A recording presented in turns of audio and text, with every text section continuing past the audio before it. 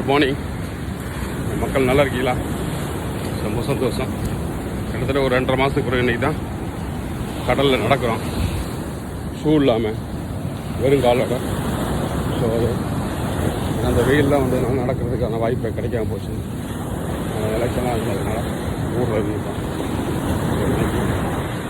நடக்கிறோம். நல்ல அலை புரியுதுங்களா? ஆமாம்.